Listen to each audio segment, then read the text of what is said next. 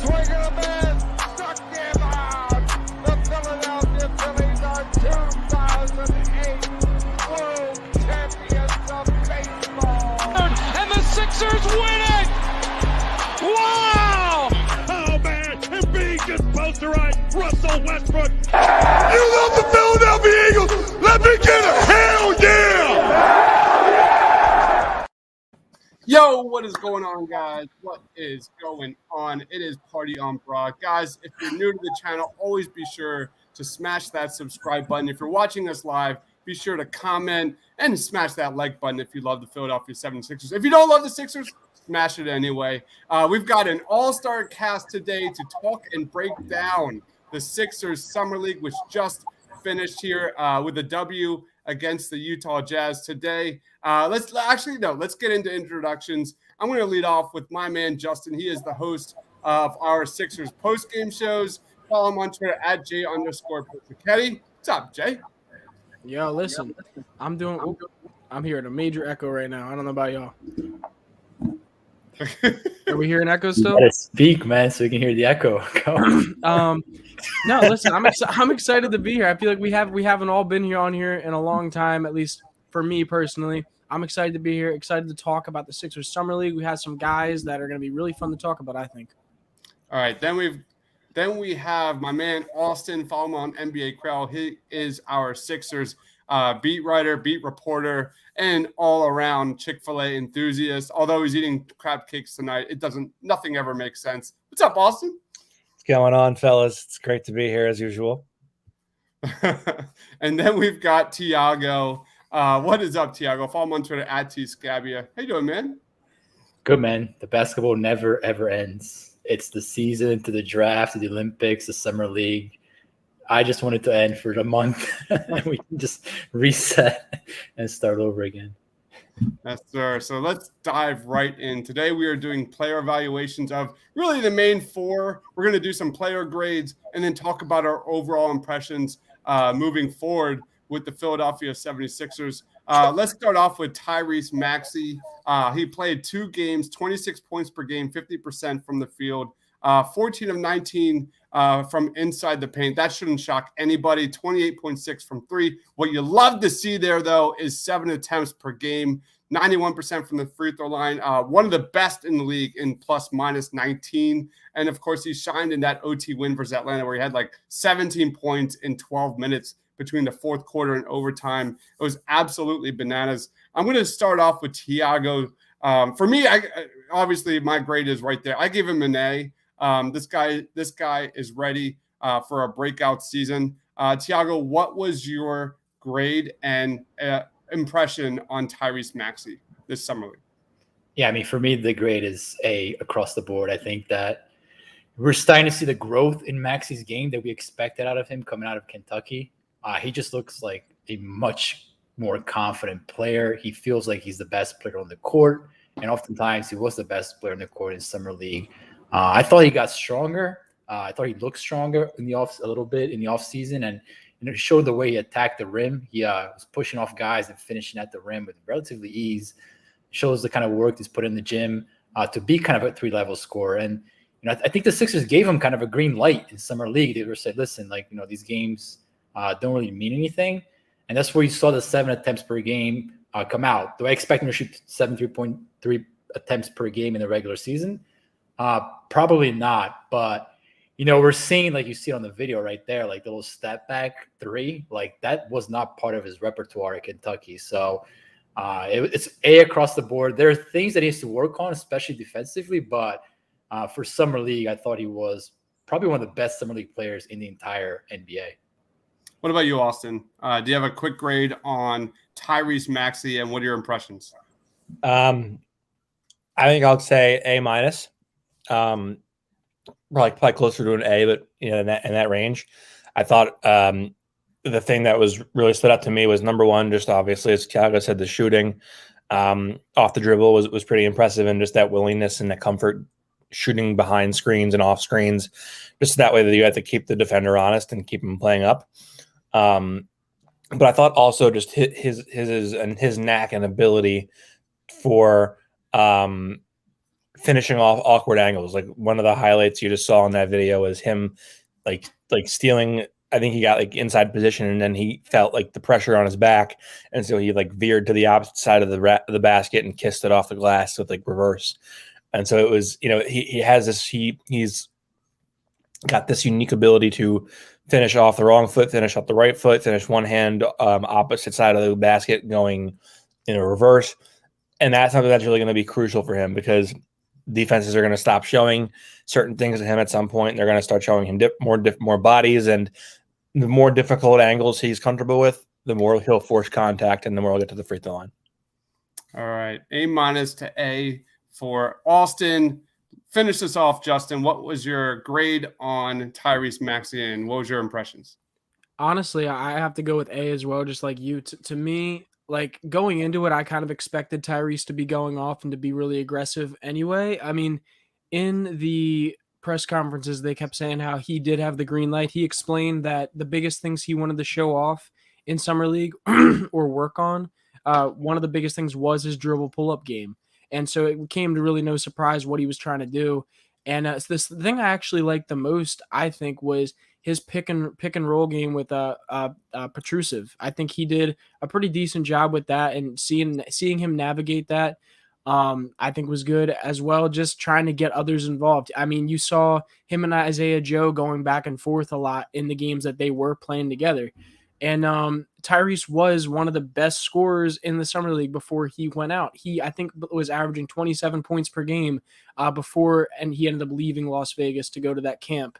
So I think, for me personally, he gave me all that I expected of him, and I'm really excited to see if he's on this Sixers team come the start of the season. What's gonna be going on for him?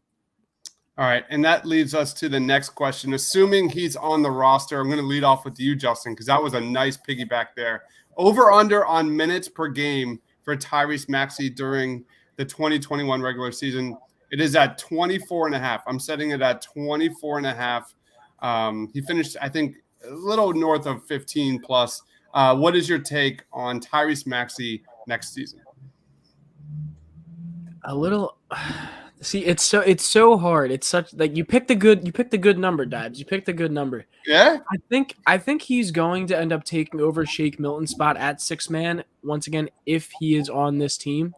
I think we have to stress that more than anything. If he's not on the team, no minutes. So I think I probably would go over, just because I think he's going to end up taking those Shake Milton minutes, and I think he will play a lot of the guard minutes off the bench. What about you, Austin? Over under 24.5 minutes next year for Tyrese Maxi. I'm going to say over. I think he's proven a lot in a very short stretch. I think it's probably not too far off the minds of the Sixers that he was literally like one of their 5 most important players in the second round, whether they wanted him to be or not. And I think just that ability to really put pressure on a rim and really create for himself and for teammates. It's just something that the Sixers really don't have a lot of.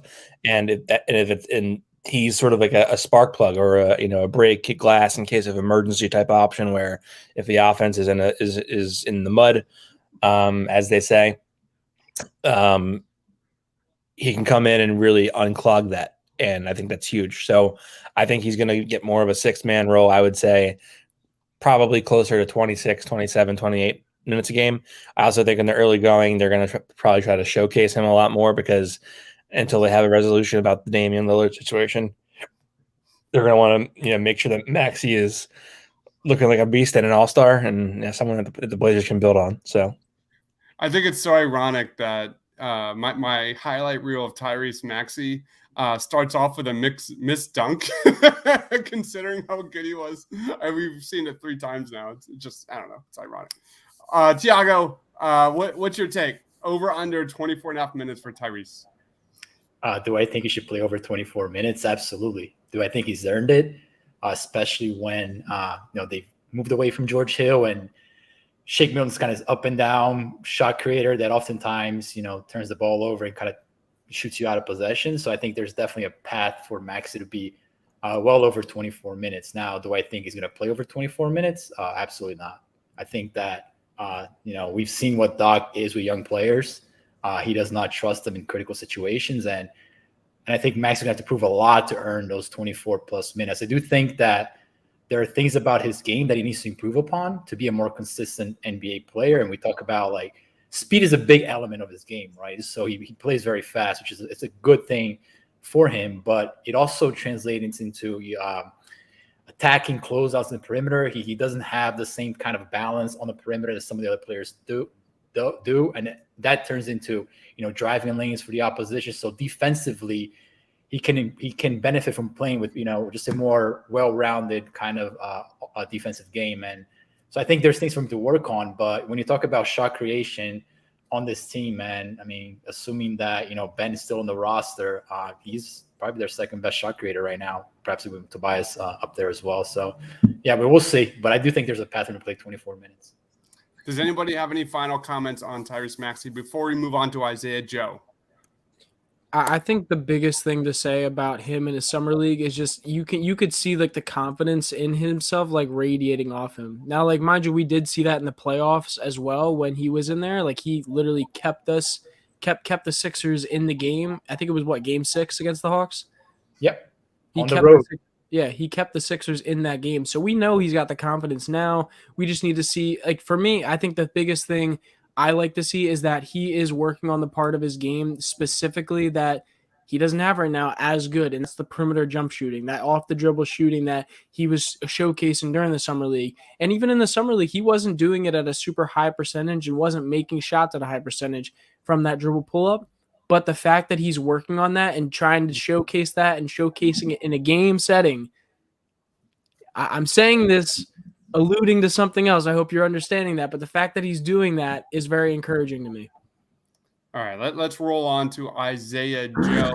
Isaiah Joe played 4 games, 14 points a game, 37.5% from 3, 10 attempts per game, 3.3 assists per game. He had a plus minus of 13. He flashed some improved playmaking and ball handling skills, speaking to that 3.3 assists per game, especially when Tyrese Maxi went down. Or no, he didn't go down. He left. He struggled a little bit from the mid-range, but at the end of the day, Isaiah Joe's here to stretch the floor and make threes. I give him an A- to a B+. We're going to lead it off with Justin. What was your grade on Isaiah Joe and overall takeaways from Isaiah Joe? Go ahead, man. Yeah, I'm going to go B+ as well. I think overall he definitely looked good in his role. He was where he needed to be. The only thing that I was a little discouraged about at points was that he was just like streaky at times shooting, but I feel like that's been Isaiah Joe mostly. I'm interested to see that if on a short amount of shots, he can get better at making them on a more consistent basis, because I think that's going to be his role on this Sixers team. And like, he needs to be able to hit the corner 3 on a consistent basis and hit the wing 3 on a consistent basis on a short amount of shots, because he's not going to be getting the same amount of shots that a Danny Green or a Seth Curry is going to be getting. That the one thing Furkan Korkmaz has done a decent job with, mostly for the Sixers, is coming off the bench and being able to hit shots on a consistent basis from coming off bench cold. If he can do that, then he is a very good shot that he can take some of Furkan's minutes away. But if not, then he's going to struggle. We're going to get into that. Austin, what was your grade on Isaiah Joe this summer league? I would say probably a B+. The shooting was what you kind of expected. I mean, he added a little bit of the off the dribble and the step back and sort of just the space creation part of it, which is huge. But I think the thing to me that really stood out is like they list him at like 6'3" or something like that, 6'3.5", whatever. He's not a point guard, although he did play some in high school. But I think he has this sort of we were out of options point guard play to him. You can kind of trust a little bit, like in the sense that he can create a little bit off the dribble. He can make a little bit. There were a couple of plays where a couple of occasions where they used like double drag, or they ran similar sets, and he would thread the needle for a pass to Paul Reed on a dive, and he just looked like a capable passer and playmaker. And I think that's something that's a valuable tool to have, even if you're not thinking about him as a premier playmaker or guy off the dribble. I think he is someone where okay, we're in foul trouble here. Where guy rolled an ankle there. Who do we go to? And then maybe Doc, finds it in him to play a young guy for once. What about you, Tiago? Or play him over Shake Milton, right? It was probably the same level playmaker. Hey, I can't believe we didn't even talk about this. Like, did anybody have a mental health status check on Austin during this entire summer league? Because Jordan Nwora went completely off. Did he? Oh my god! Like 20% from three. He was like one of the leading scorers in the entire league. Yeah. And that was Austin's boy during 2 years ago during our NBA draft process. I just picked the winners. That's all I do. Here's the real question. How many years has he been in the league now? One. This is coming into his second year, and is he? I thought he was older than that for some reason. Yeah. All right, Tiago. Everyone told me he's too slow. He doesn't defend. I was like, trust the shot. And lo and behold, the guy is like freaking Klay Thompson out there. Oh man, is he? Because I think he's shooting. Jordan Nwora is the next Klay Thompson per TPL shot dunk. Can we quote that? And can we quote that and put that up on Austin's Twitter, please? Can we please quote that? No, that's not. We actually should quote that from the TPL account and be like, he's the next Klay Thompson. Oh my god, I'm doing it right now. I don't know if you looked at his shooting numbers. He might have gotten the volume, but he shot like 20% from three. That's fugazi. That doesn't matter to me. No, it does not matter. So what's Austin? Yeah, so what's the quote? Austin, what's the quote? Jordan Nwora. Jordan Nwora is the next Klay Thompson. The next. Let's not put that out there. Tiago, what's your grade? Per Austin Crow. Let's not put that out there. Tiago, what's your take on Isaiah Joe? What's your grade? On Jordan Nwora is like a D-.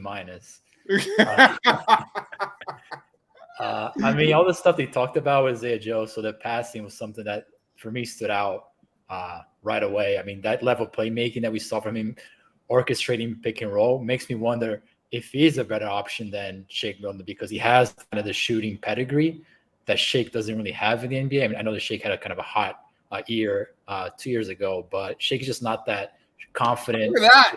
Yeah. Did anybody see that coming from Isaiah Joe? That was what I was talking about. Yeah, I mean, Shake can't make that pass, dude. I'm sorry. So if you're gonna have a guy to run pick and roll with a second unit, why not Joe? Why Shake Milton? So the only thing I would wonder with that is he capable of dribbling through traffic as at a high level during the NBA regular season? But here's the thing, Justin, that what we saw from Shake, yeah, he does it, but it's not a consistent. Oh no, I'm not saying Shake does it well. I'm just asking if we think Isaiah Joe could do it better. Ready. He's not ready. He's probably not ready, but he brings you the shooting element that you need around Embiid, and if Ben is going to be here, around Ben. So Shake is just not that shooter right now. He may not be that shooter ever. So I think the shooting element Tiago's referring to is like the guy comes out and just pumps in 10 threes. Just like maybe only 4 or 5 of them go in, but he's just letting it fly whenever he touches the ball. And that gravity is important. Not only that, so a couple of things. So just a couple of things on that. So one of the things that we saw in the summer league was Joe was doing more relocation shooting. So he was coming off screens and shooting off relocation. And then second of all is Joe has like a 4-point range that Shake Milton does not have. So that extends the defense even further out. And those are two very valuable traits. So that's why I posed the question, because if you're just going to run standard pick and roll with Shake Milton, just have Joe do that, and it gives you a lot more offensively, I think. So anyways, I think that my grade is A-, and I thought he handled himself very well. I thought he looked a little bit stronger, more chiseled too, which, something I always worried about his game. He's kind of frail and doesn't handle physicality real well. So we'll see. But I was very happy with his improvements in the summer league, and thankfully he didn't hurt his knee seriously, because that looked pretty bad there in the last game. Yeah, I mean, in terms of eye-opening, he was my number 2. I just put out a post for thepaintedlines.com, and I ranked my top 5 stars for the summer league, and Isaiah Joe is my number 2, considering the playmaking. I expected Tyrese Maxi to shoot 14 of 19 around the rim. I expected him to be just lights out, a microwave scorer, and lead the summer league in scoring. Isaiah Joe definitely has a lot more skill than I expected heading into this, and he's definitely got something there that we're going to talk about now, and that is Furkan Korkmaz. Let's start off. Let's do this. 0 out of 10. 0 being no chance. 10 being 100% going to happen. What is the likelihood that Isaiah Joe takes Furkan Korkmaz's minutes next season? You look at how the Sixers really struggled with the Atlanta Hawks' length last year. This is I think Isaiah Joe definitely.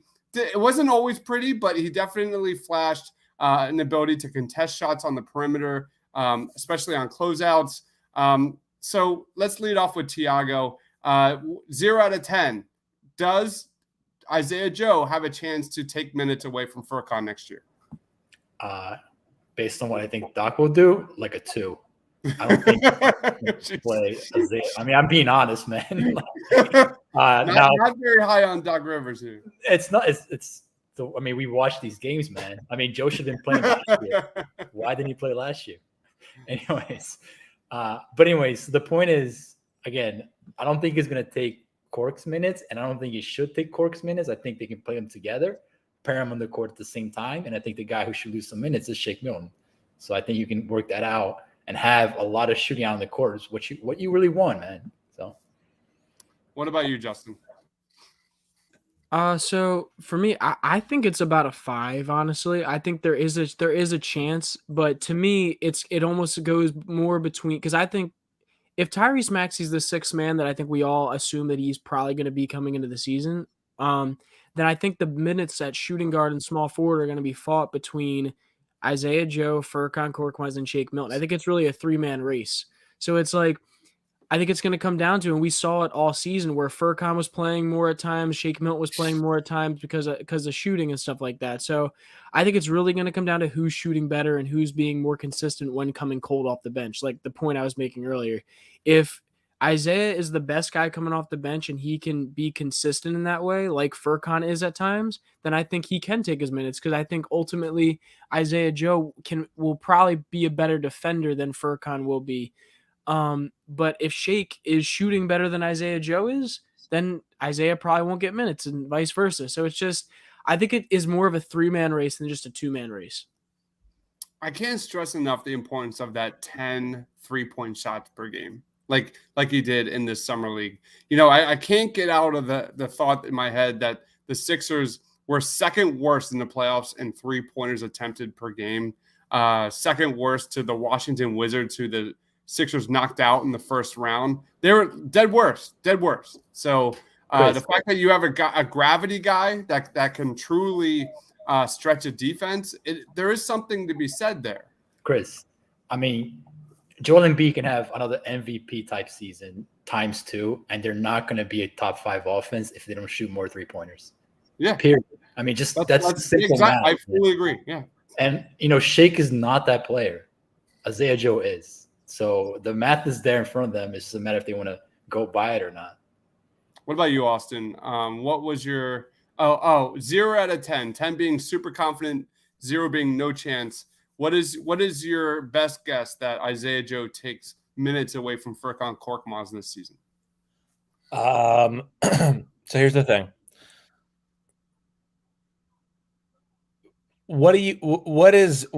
What's so great about the Korkmaz contract that they just signed him to? It's cheap. Kind of. What's the other great thing? It's tradable. Yeah, there we go. It's tradable. So what does that mean? That means that if Daryl Morey thinks he can, scrape a first-round pick for Furkan Korkmaz, or if that's something that appeals to a team that was looking to be part of the deal, I think that's something that they're going to try to, hopefully they're going to try to catch a Furkan hot streak early in the season, and use that in trades. And if that doesn't appeal, then maybe the team is interested in Isaiah Joe. I think a lot of their decisions and this contingency stuff is on the Ben situation. Everything's going to clear up once the Ben situation's resolved. So while I think the likelihood is that they're going to probably stick with the guys that have more tradable contracts in the early going, I still think that down the line, ultimately, if we're going to be trying to guess this stuff, wouldn't surprise me if maybe Joe is playing at least as many minutes as Furkan Korkmaz. I'll tell you this, and I'm not even joking here. I do think that Isaiah Joe is probably a better player than Furkan Korkmaz right now. All right, let's move on to Mr. Paul Reed. Oh, Justin, go ahead. Yeah, go ahead. I just wanted to say something about like what Austin was alluding to. You got to remember also if like they wanted to attach Furkan to Ben Simmons in a trade, in a deal, Furkan and Ben are around the same age. Furkan's Korkmaz, as long as it feels like he's been in the league, is only 24 years old. And it's been there. And Ben has said multiple times that he loves playing with Furkan because of how willingly he is to shoot and how good he is in the transition 3 game.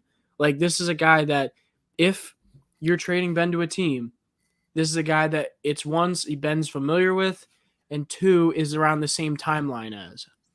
So I just want to add that point. Saying that Ben will only approve a team that Korkmaz goes to. I'm just saying when it comes to listen, we all know how powerful clutch sports is. Yeah.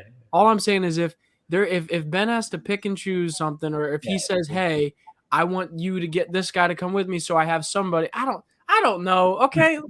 No, I get it. He does love playing with Kork, man, because Kork fits exactly what Ben wants around him. So. Yep, nailed it.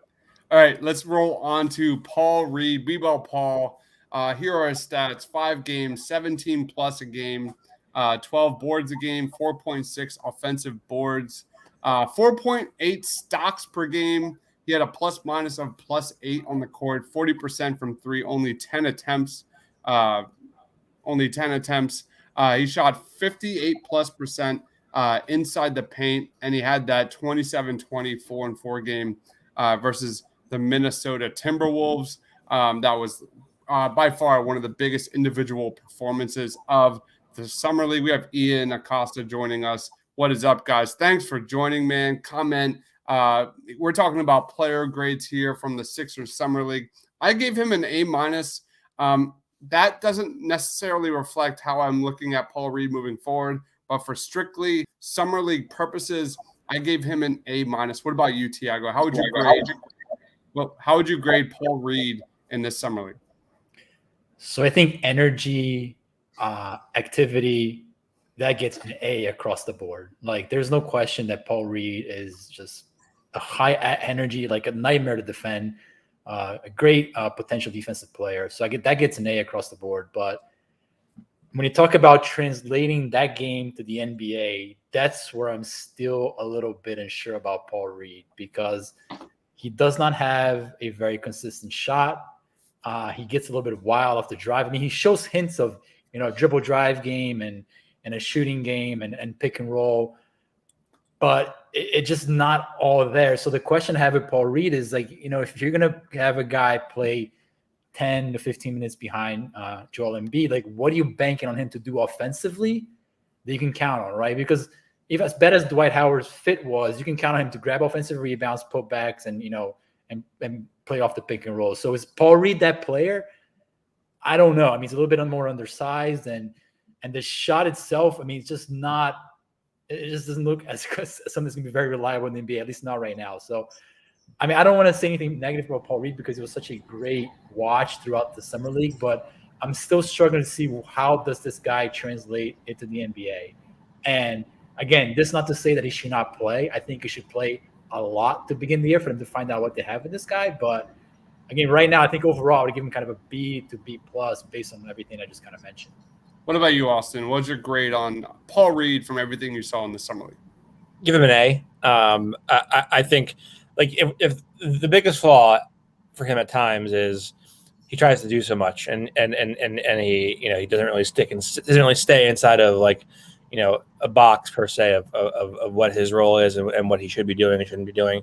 And I tried to ask him about this, and I basically asked him, are you like has the discussion with coaching staff been like explore your comfort zone and really, be bold, or is it, be more like play within the role that we envisioned for you with the team, in the future? And he said it was more that than actually, getting crazy. So I think he's trying to test his boundaries a little bit of creation off the dribble. He tries to go with like this isolation stuff, and it's kind of funny because you're getting there, and then it's like, never mind. But sometimes you'll hit one. Like sometimes you take it off the dribble and dunk. Like holy crap, Paul Reed. But his jumper is extremely hitchy, which does not help. I think it's something that can translate. I just think like when you're looking at what he does, you want a guy who is going to have an incredibly electric second effort, and he's really good at like sneaking into the offensive glass and getting putbacks, and if he mistimes the jump, he's right there to put it back up again. And so I think he does, and he's a really, he's a good rim protector. We saw in summer league, he's athletic, he's long, he can defend multiple guys, he can go out in the perimeter and switch. I think there's a lot of stuff there that there's to work with. He's just incredibly raw, but I think that's sort of an exciting adventure because that means that there's a very wide array of things that he could potentially do. Do you see a Jeremy? Sorry, before just one question. Do you see a Jeremy Grant trajectory with him? Yes, I see a mixture of Christian Wood, Jeremy Grant, and Paul Millsap. That's quite a group, man. That's a huge array. We're gonna get into that. That's my next question about Paul Reed, but real quickly, Justin. Let me ask you this. Sorry about that. If you were to redraft the class, where does he go in the first round? Does he go first round? Oh, he's definitely first round. There's no question. I mean, the amount of raw skill that he's shown, like I said, he's only shot 2 3-point attempts in the summer league. The dude shot 44% from three during the Blue Coats season when he won the MVP. So in terms of raw skill, someone would take just a flyer on him in the first round. There's no question about that. Would he go lottery? No, I don't think so. Probably if he's got his Blue Coats numbers, if he has his Blue Coats numbers out of college, then yes. Oh yeah. If he's getting his 20, 10, 44, like 50, high 50% and 44% from three, yes. My guess is he'd probably go like 16 to 18 range is probably where he'd go. I mean, look at Josh Primo. Yeah. 18-year-old, pure raw skill, great shooter, catch and shoot shooter, very little data, and he was a lottery pick. So right. You never know. But my point is, in posing that is, I don't think it's so crazy that he could be Paul Mill. He's a mixture of Paul Millsap, Christian Wood, and Jeremy Grant, guys that were drafted, 46th overall, 37th overall, whatever it was, and undrafted. Yeah, Ian says 15 to 19 range. I agree with that. I think that's exactly where I would be. All right, Justin, real quick, what's your grade on Paul Reed in this summer? Grade on Paul Reed, I think it's an A. And to be honest, I don't know if you go any lower than that. I mean, the guy literally, to me, he played just like his G League MVP self last year. I saw a lot of the similar game that I saw all during the bubble for him. One thing I want to say about his shooting and the hitchiness to it, yes, he's a catch and shoot shooter. Like he's not good. He's not a great shooter. Like when he's trying to create in the sense where he's just holding the ball, goes and shoots it. But the one thing that I saw consistently when they were in the G League and even here in the Summer League is that when he was playing the five, he did a lot of what Joel Embiid does in the NBA now, where it's coming up behind the offense and behind the defense and shooting at the top of the arc. And he was shooting that at a very consistent level. That's part of the reason why I could see him running the 5-man at times in the NBA. But when it comes to Thiago, you were alluding this a little bit. What is his fit going to be, and what's his role? What would his role be? I think obviously Andre Drummond is going to be like the backup center this year. But I do think on matchup-based things where there is a lot of teams who run a smaller backup center, who run a small center in general, that I think that in certain matchups he could be brought out to guard those kinds of guys. Well, I think there's a very strong case for him to be the primary backup if you're looking at a situation where opponents are going small. It's a playoff series, and they're trying to force Andre Drummond to guard in space. He can't do that, but Paul Reed can.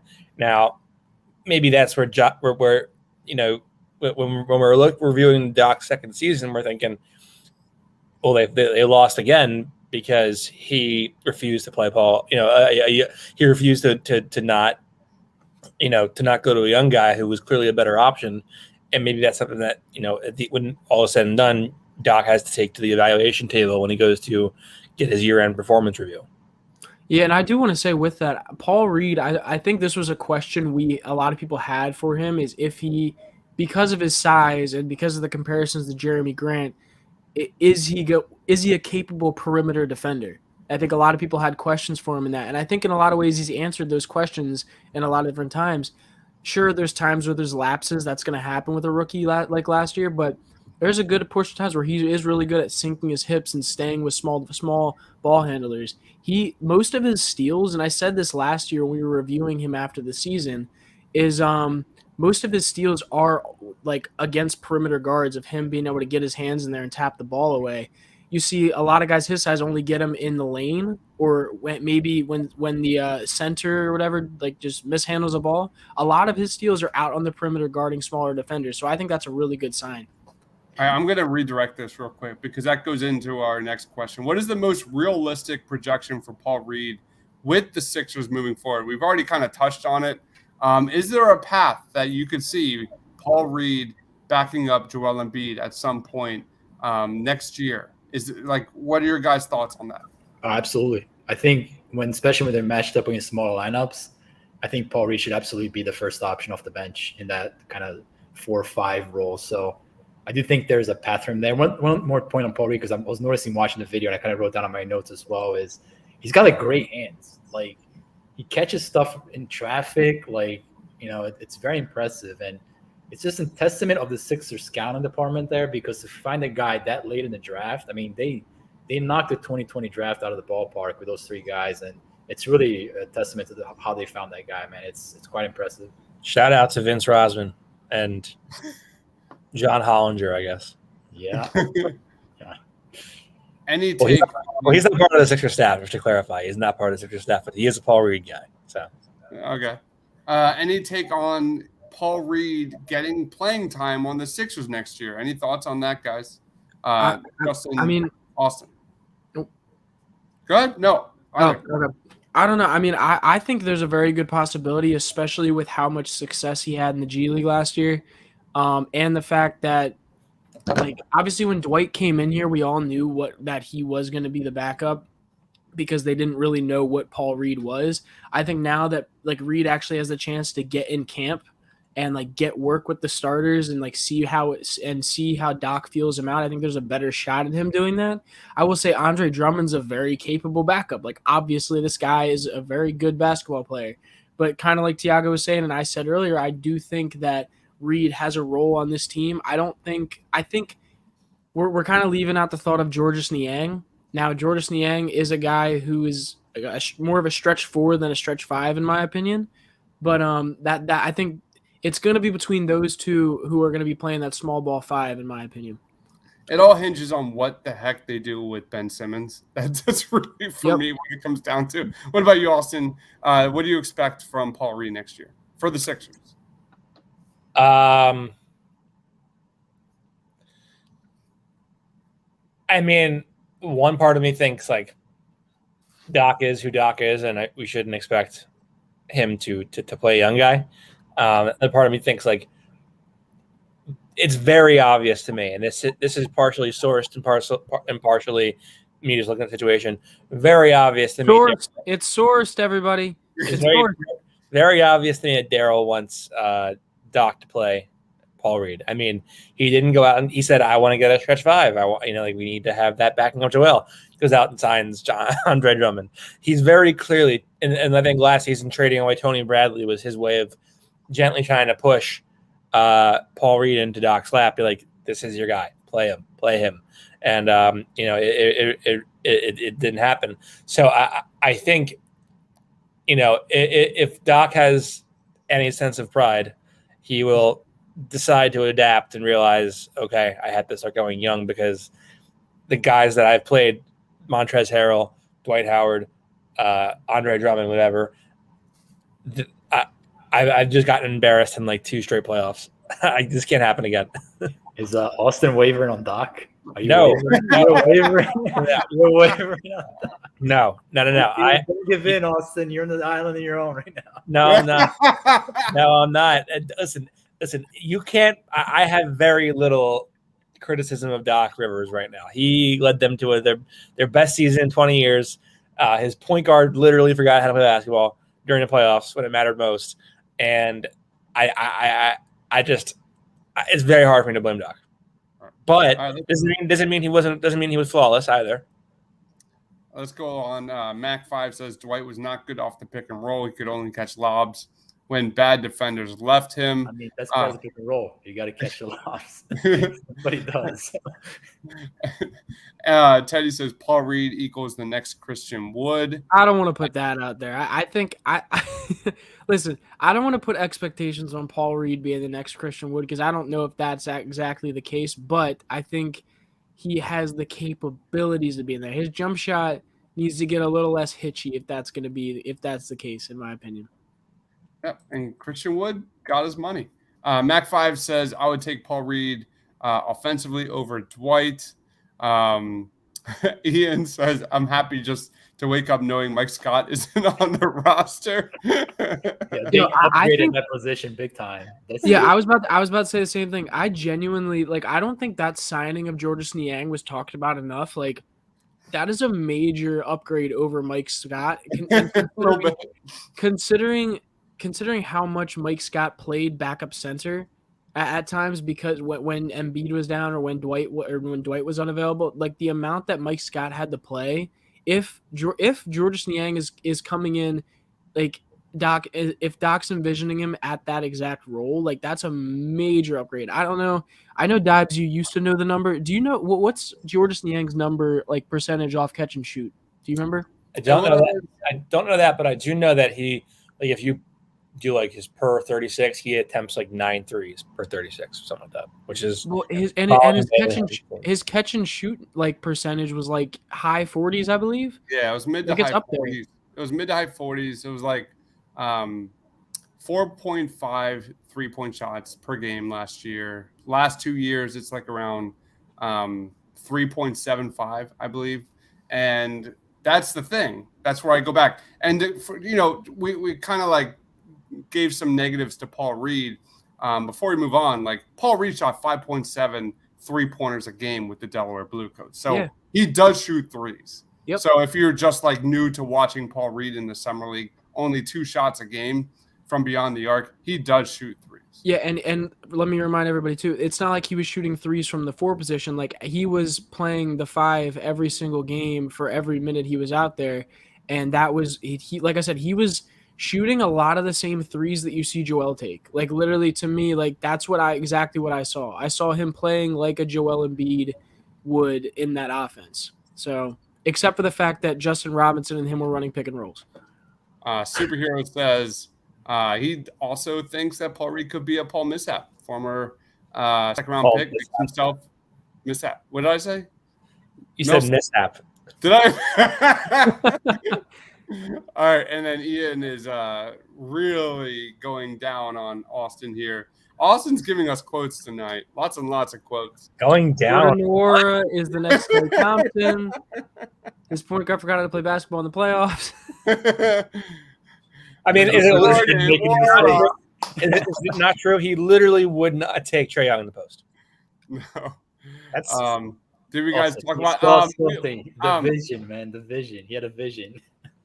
We have Podadelphia, which is going live very soon. They're going to be reacting to the Joel Embiid contract extension very soon. So make sure you check that out. Podadelphia is going live very soon. But for the sake of time, guys, love the comments. Keep them coming. Keep them coming. Let's roll on to Jayden Springer. Debut with the Sixers here. He played 5 games, 11-plus points per game.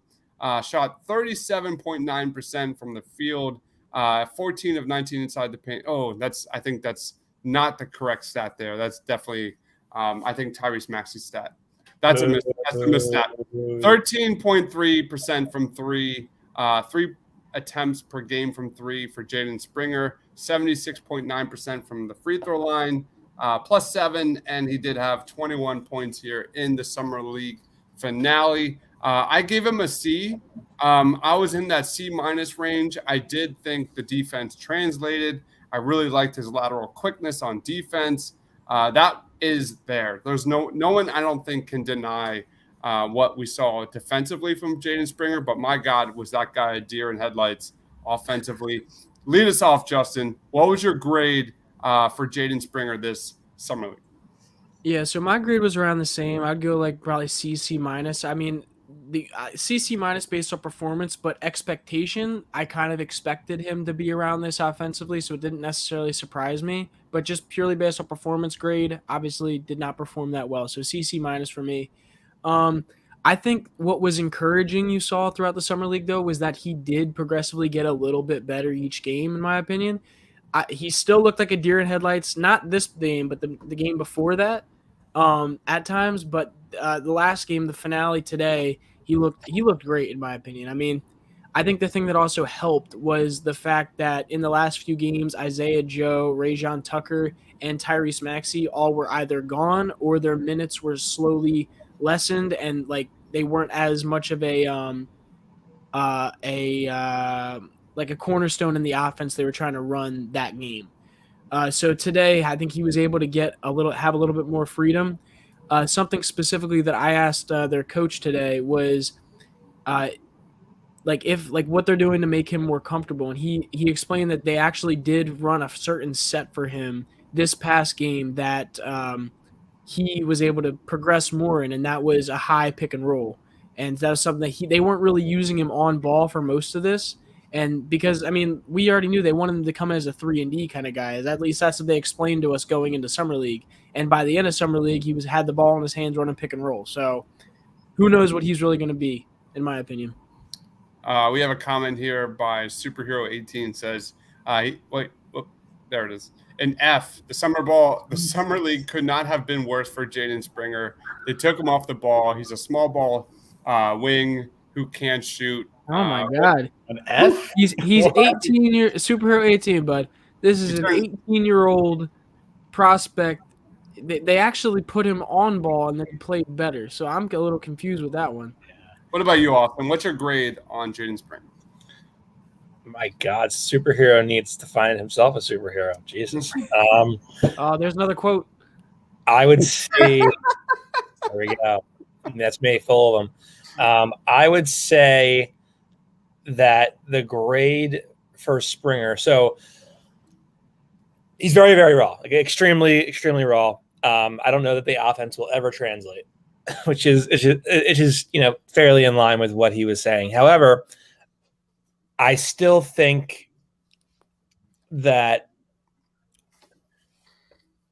like his defensive ability at the point of attack is real. He's a low center of gravity. He's not a small forward. He's not. He's probably not a point guard either, as was suggested in TPL chats. He's a shooting guard. I think that might be a little less shooting than shooting guard you'd like to be. I see for him some Avery Bradley. That's kind of. I swear to you, I was literally about to say that. I like that. Yep, that's exactly what I see as Avery Bradley. Now he has a ways to go on offense to be that, but I think just a guy with a low center of gravity can credibly guard, has quick hands, is really capable of creating deflections. The offense is going to take time, though. I did like today that he looked the most confident he's looked at all during Summer League, and it was because they were giving him more actions in the high pick and roll and letting him create a little bit. I think he has a little bit of ability as playmaker and facilitator, in the sense that you give him the ball, he draws a defender and he leverages that shooting gravity to find an open man. But the jumper is very wild. It has a long way to go. And if he's a worker like Brian Adams and Daryl Morey say he is, then a couple years from now he'll be a productive NBA player. But we'll see. And the good news is Tyrese Maxi is the same kind of quality. Like we're getting two guys that have huge work ethics that I think will lock themselves in the gym. And you just saw in that last play where his footwork is all over the place, but the skill set is there. It's just, what is it going to be? Before I leave the Tiago, like I can't help but get this out of my head. When you talk about Jaden Springer, you talk about where the draft fell for the Sixers at number 28. And Tiago is going to talk about this because it was the first thing we talked about, especially after the pick, was how Cam Thomas, Miles McBride, not Miles, like there are a lot, Quentin Grimes, there are a lot of players that went right before the Sixers pick here at number 28, and they took Jaden Springer, who really performed well this summer league. So, Tiago, what was your grade on Jaden Springer? Yeah, man, the Sixers have been much better with Quentin Grimes or Cam Thomas right now. Cam Thomas, that's what I meant. Cam Thomas is tearing up summer league. He's going to be a big time player, and he just happened to land in Brooklyn. Like Brooklyn needs any more help, right? They just got another great scorer. I give him a C+. I thought that his performance today was really, really good. I was kind of concerned about his offensive game for all the reasons that you guys talked about. I was surprised by how raw he looked off the ball. I thought he'd be a little bit better off the ball, and he missed short on like most of his attempts, which to me is an indicator that it's too fast right now. It's too big, the game for him right now. So I was thinking maybe to come in and give you some spot up minutes in a kind of off guard, off ball row. And I don't think he's even close to that right now. Defense translated. We expect that is his pedigrees defensively. And I think there's a lot there to work with. Fundamentally, he's very, very sound. C+. You guys touched on a lot of things. I will say this though, the performance today, I mean, I don't want to, he's not Jimmy Butler. They're different players, they're different type of players, size and whatnot. But there's a little bit of Jimmy Butler to his game in terms of the ability to create shooting space on the ball and using his size and his strength to kind of dislodge a defender and kind of go up with it. So again, I'm not saying he is that player, but you saw a little bit of that strength and that power game translate into offense for him. And at 18 years old, that's impressive because he's going to get stronger. He's going to get perhaps a little faster, a little quicker. He's not very agile laterally, or he doesn't have a lot of wiggle. But, you know, if his game is going to be relying on power, there's a lot to work with there because right now he's already a very strong player as is. So I was excited to see that about his game because offensively it was just not giving you a lot to work with. But C+ for me. Tiago, it's funny you say that because a Ricky emailer, I think, posed the idea that he was a little bit of Jimmy Butler. Your favorite podcast hosts. I haven't heard of Ricky in 2 years, man. So if you guys give me his name, maybe I'll send him a bag or something.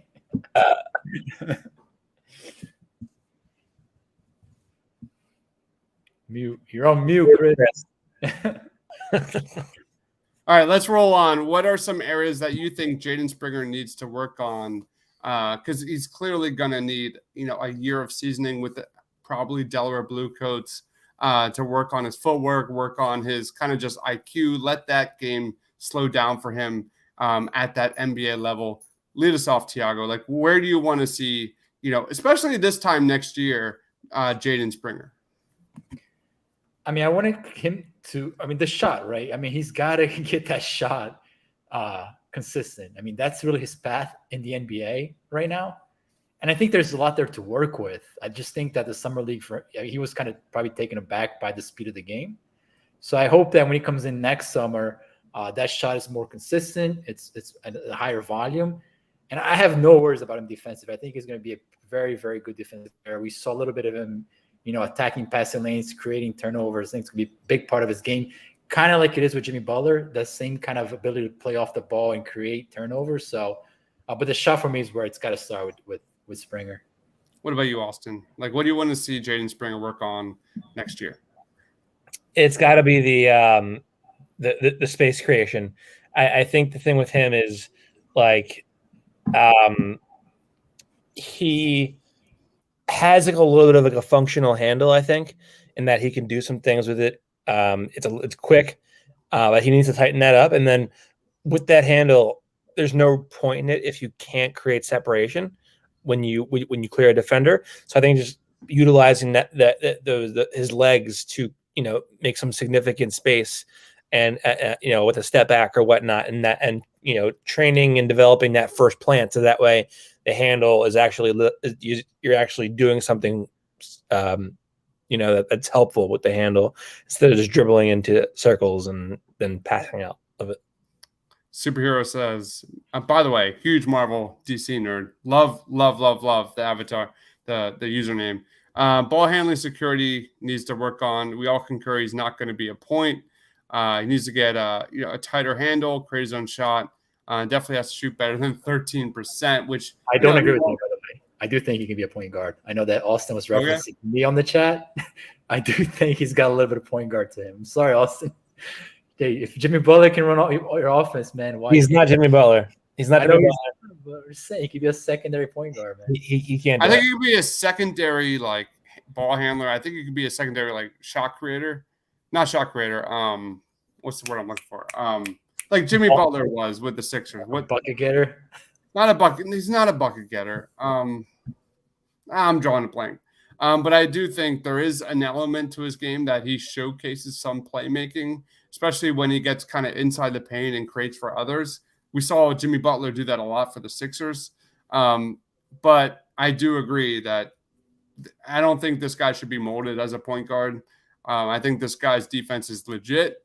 I think he's going to be a 3-and-D kind of combo guard moving forward. That's definitely his future in my mind. Justin, go ahead. You're muted, bro. My bad. I feel like y'all kind of covered the growth points already that I had similar feelings to. Something that I am concerned about that I don't think is going to happen, and I wish it would, is him playing for the Bluecoats this coming year. I really, really, really want him to be down in the Bluecoats because I think if even if they won't have the chance of wanting him to be a 1, which I don't think he's going to be, but if they even want him to be, they need to have him working on that down there. Just like they didn't have Tyrese do that. And I think that was a little bit of a minus for him personally, at least early in the season, because he was just kind of riding the bench for a while. So I would like to see that happen. But for right now, they have Rajon Tucker and Aaron Henry at their two-way spots. I don't know. Are they having a third two-way spot like they did this past year? Again, do we know? Austin? What? Do you know if they're having a third two-way spot? Because I know that was a conversation. No? No. Okay. So, I mean, last year we saw the Sixers be pretty fluid with their two-way spots. I know Dakota Mathias used to be a two-way. He was booted off. They were pretty fluid with that. So, who knows? Maybe Tucker, obviously, I think they want to hold on to Aaron Henry. I think there is good potential in him, especially after seeing his performances in the Summer League. I think if anybody, it's going to be Tucker. That would be the one going in that situation. Oh, yeah. He's not an NBA player. Yeah, I agree. I agree. Let him go. They cannot be, holding Springer back for Tucker. And I don't think it's necessarily a holding. No way, man. Yeah, but the minutes, you got to give Springer those minutes, man. Yeah, 100%. But my point is that I don't know if they're going to want to put Springer down to the Bluecoats because if a trade is made and they need bodies, are they gonna try to keep him there as a reserve guy? Because they need cheap player bodies probably. What? He's going to the G League. There's no way. He absolutely going to the G League. I think he should, but my point, like I said, my point is the only way he isn't is if they probably get rid of one of their two-way guys because I don't think they're gonna keep him down there full time. Unless you do, you think he's gonna be full time? I think they will. Yeah, there's no way. He's not an NBA player yet. He's not an NBA player yet. No, I don't disagree. It just maybe this is short-sighted. Maybe this is a short-sighted thought, but in their history, when it comes to having a first-round pick, they recent history, I should say, they haven't been sending them down. They've been keeping them. So, but if that's what you think, that's what you think. I don't disagree with that. I think I want him to be. Yeah, John. My question to you is this. Sorry, Dives. What do you see in Springer that makes you believe he can be a point guard? So I think. Okay. They're asking me. I was like, I think an attack mismatches the perimeter, and I think he's got a little bit of a passing, especially interior passing to him. Again, he's not a dynamic passer like Sharif Cooper with Atlanta that we saw during the summer league, but he's got some subtleness in his passing that I really like, especially around the paint. I mean, you saw that a lot today with he set up Paul Reed in a couple of beautiful feeds inside, attacked the closeout, drove the lane, and kind of made that little dish. Again, it's a secondary kind of playmaking. It's nothing that you're going to put your anchor offense around. But if you put him in a structure, pick and roll structure, I think you can make the right decisions and the right read. So I would posit this, or I would pose this. What is your baseline for passing and playmaking where you're seeing a guy like, no, this guy has what it takes to be a point guard? And these aren't just basic passes he's making. Because in my opinion, a lot of what he does is he can get to a baseline and then fire to the opposite corner. To me, that isn't like a point guard pass. That's sort of like you can read a defense and make the pass to the opposite corner once you break down to an interior. Or like if he's or if he's leveraging shooting gravity to rise up and then hit a big man at the rim. I don't think that's really much of a point guard play either. I think that's just a guy who understands the game. I think the point guard play is like facilitating a double drag and being able to like dime up a cutting big there, or to dribble around the basket and then find a guy with a no look pass. Like those are the type of things that I think a point guard does, and I don't see him having that kind of dynamic ability in him. Yeah, I saw a little bit of that. Again, it's nothing that it's elite by any stretch of imagination, but you saw him today collapse the defense, made a pass off the live dribble. I mean, he could not see Paul Reed. He kind of trusted Paul Reed being there. So that's a kind of a no-look kind of vision pass that he has in his game. Again, it's nothing that it's super dynamic, but, I mean, Shake Milton ran your freaking second unit.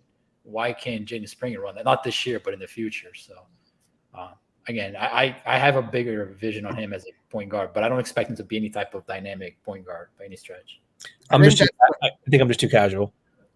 Well, here's the thing. Like, they were in summer league. Just get the guy run point, man. Like, who cares? Frank Mason? Are you kidding me? Like, why? What are we doing out here? I do like Frank Mason, though. Oh, no. Frank Mason's legit. He's just too small to play in the NBA. Where's my boy Demetrius Jackson? I miss him. Oh, God. He was horrible. No, take that back. Here's the thing with Demetrius Jackson, though. While they were playing with him, the Nets got Dinwiddie, right? So there was guys in the market they could have been more serious about, and they, took a chance on Demetrius Jackson. Yeah. Superhero says Shake Milton had an up and down year last year, and he's still 5 times the player that Jaden Springer is. Okay, he is more of a player that Milton is more of a player the Sixers need when it comes to shooting than Springer is. Yes, I can agree with that, but not. I'd say probably 3 times the player. I don't think Shake Milton's that good. If I had to guess, he probably won't be on the roster next year. Woo! I agree with that. We'll get there. Right now, in Springer's case, his loose handles making an adventure every time. Needs to work on his handle for sure. And then Cam Thomas is what Doc thinks Shake Milton is. Interesting. I think that's spot on. I do think that's spot on because the way they implemented him. So, I mean, like I said, Tiago, every time I think of Jaden Springer, every time I think of the 2020 NBA draft is kind of like what could have been. No, I know how the draft fell, and it just. Dude, we literally we were sitting here, and there was literally 5 people like 5 people in 6 spots. We were like, okay, if we get any of these 5 players, we'll be happy. You can Io. You had Cam Thomas. We had Miles McBride, right? We had who else was there? Yeah, Grimes and Bones. Yep, Grimes. Yeah. That you can literally go back and watch our draft watch party and listen to my drunk ass say exactly this. I literally said after the Jaden Springer pick, which I think I gave a B-, which I was fine with. I think he's talented. I was okay with the pick, but it was that the way it fell was just brutal, just brutal. Any pro comparisons for Jaden Springer? We have an Avery Bradley comparison. I forget who gave that comparison. Anybody else? Austin gave an Avery Bradley comparison. 5 games in. Anybody else have a pro comparison? Anybody? Yeah, let's go with like I don't know, James Harden. Since we're talking about Jimmy Butler and all these, we did say Jimmy Butler's name like literally 5 times. At best, I think on his best day, he's Avery Bradley. I think if we're talking ceiling, I think he could be more than Avery Bradley. Just when it comes to, you don't think so? When it comes to shooting, I think he could be a better shooter than Avery Bradley. I think Avery Bradley is probably his match. You don't think so? I think Avery Bradley. Austin is making terrible faces at me right now. You guys are down. But Avery Bradley, you got to think when Avery Bradley. How about Marcus Smart? Hold on. Anybody? Nah, Marcus Smart's a different. Ooh, I like that. I don't see it, but I don't see it at all. But that's an outside of the box comp. I like that. See, my thing with the Avery Bradley thing though is I think Jayden. I think how about a poor man's Drew Holiday? I mean that's really up there. That would be a home run pick if they get that out of him. I said poor man's Drew Holiday. Anything. Hold on. What's a poor man's Drew Holiday then? Like less offensive game. I'll take it. Okay, then that's nothing then because Drew Holiday. There it is. All right. That's probably never mind. Anyway, let's roll on. Let's, for the sake of time, we're already an hour plus into this. Let's wrap it up. Outside of Maxey, Joe, Reed, Springer, we broke them down already. Was there anybody else on the Sixers Summer League roster that stood out to you most? Lead us off, Justin. Aaron Henry. Nice. Aaron Henry really, really impressed me. It's like obviously in this last game where I think he scored. What did he score? Like 17, I think it was something like that. Like his game was very impressive today, and consistently throughout the summer league, you've seen him. That dribble pull up game was pretty. Like you saw like in littler packages in the first few games, but in this game where he was able to get a big chunk of minutes. He just was going off. He was getting dribble pull-ups from 3, dribble pull-ups from the mid-range. He was getting some shots in on the basket with some nice touch at the rim. Defensively, we already know he's a beast in a lot of ways. So I don't know. He was very exciting to watch. Very exciting. What about you, Austin? Any guys that stood out to you? Jayden Nix is probably a little better than I thought he was. He slimmed down a lot. Since the G League Unite days, which by the way, that name is awful. And I think, I like that about him. I also like that he does have like a real point guard instinct. He can make plays off the dribble. He can facilitate an offense. His shooting's better than I think a lot of people anticipated it would be. So I think he's a guy that like John Tucker should not be in the NBA. He's not an NBA player. And I think if you want to latch on to somebody who has a chance to maybe one day touch an NBA court and be something, I would probably use the two-way spot on Jayden Nix. What about you, Tiago? Yeah, I love Nix. I love Henry. We talked about him in the pre-draft process. We thought he was like a first-round talent. Sixers got lucky with him. My guy Petrusev, man, you got to give Petrusev some love. I don't know what he does offensively, if he does anything offensively, but he stood out a little bit defensively, man. He did some stuff around the rim that was very impressive. I don't think that's his path to the NBA, but it was fun to watch him for a few games, especially battling Bruno Fernando in that Celtics game. It was wild. His hands are a lot faster than I think anybody expected when he got here. Like his timing is very good around the rim, and he's got quick hands getting to things. So I definitely agree with that. He's got to shoot though. I mean, he didn't shoot the ball. That's his. He shot a little bit, but I honestly think that they were more concerned with him rolling with Maxey when Maxey was there. I think if he would have been there today, when like if he was backing up Paul Reed, like Paul Reed got some 3-point shots, but I think we had so many guard like players on this roster, or like forwards that were shooters, that it was like kind of tough to have a 5 out all the time. You know what I mean? Yeah, Petrusev was my guy. This is from my article at thepaintlines.com. 0 of 3 from 3-point range, and then 6 of 13 from inside the paint. The Sixers drafted him, considering he was 95th percentile rolling to the basket in the pick and roll. 42+% from three shooting last year. And what he flashed was defense. It was like the exact opposite of what we expected. I love, he clearly has the lateral quickness. He clearly has the defensive instincts, the rim protection.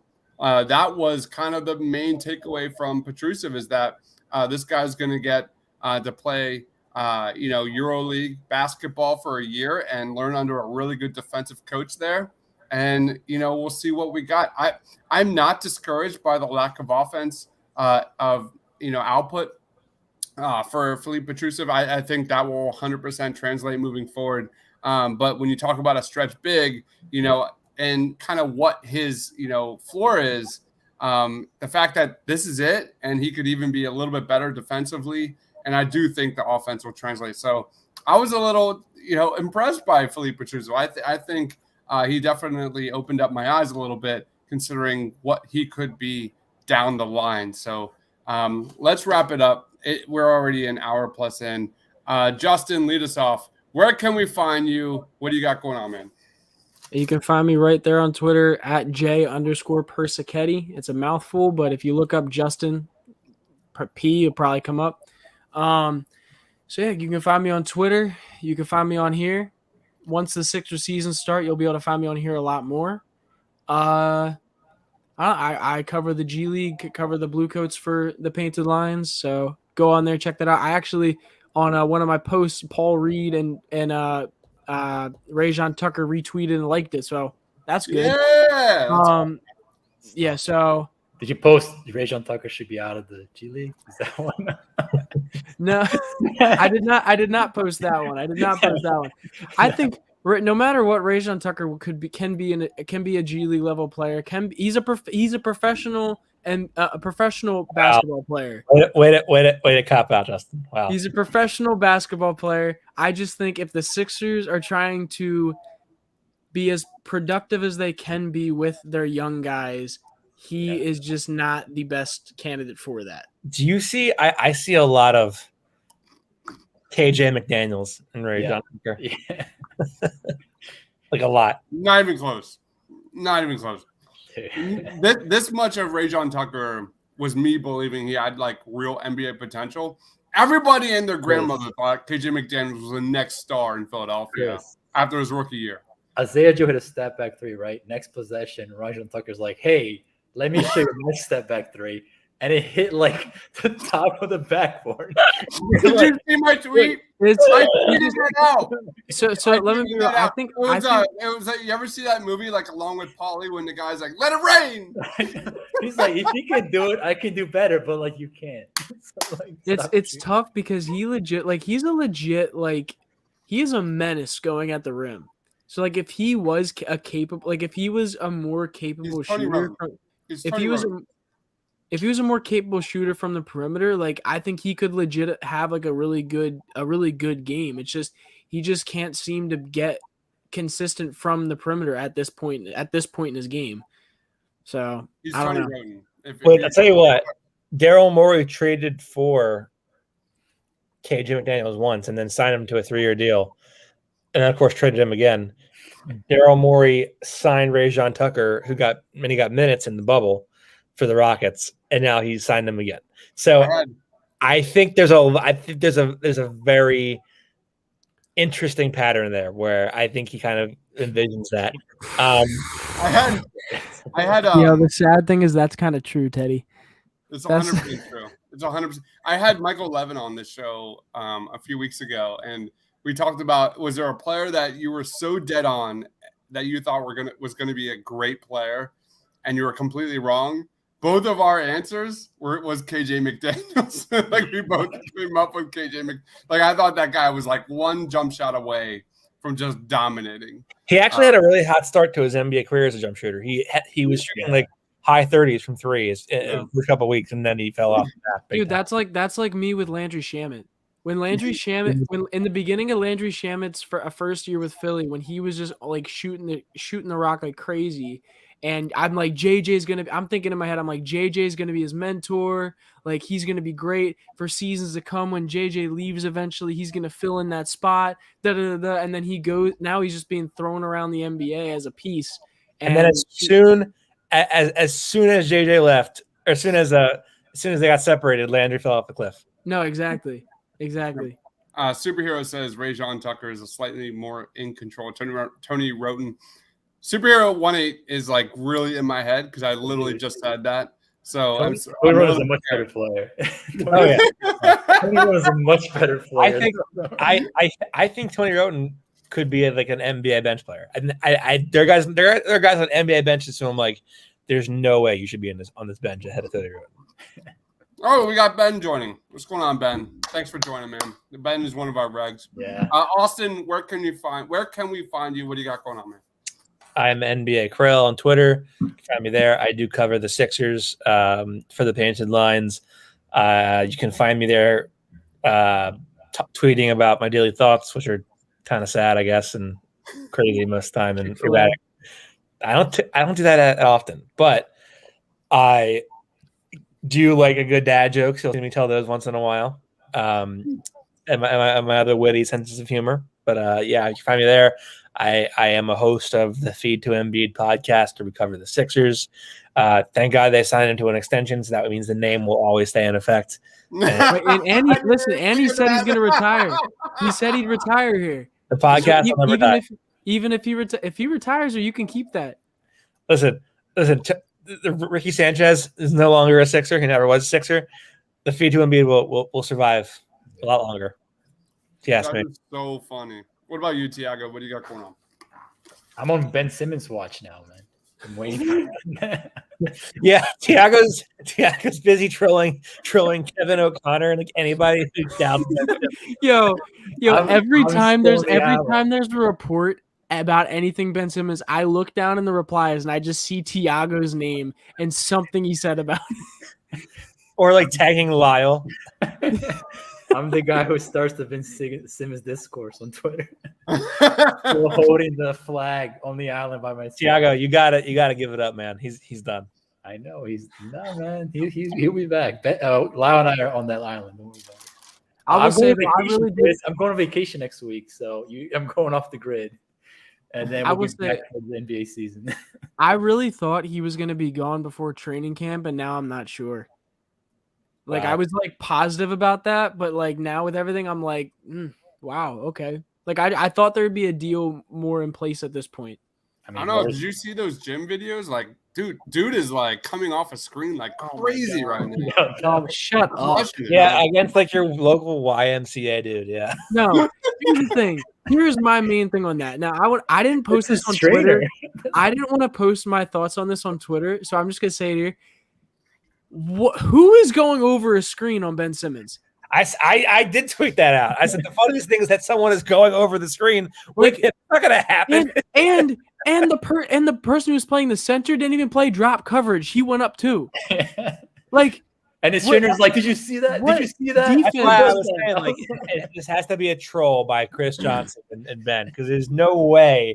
Like, if they're training for those scenarios, I would laugh my ass off. Like yes. Here's my thought. Yes, not a lot of NBA point guards can go from the 3-point line in 2 steps and power dunk. Yeah, sure. Not a lot of NBA point guards can do that.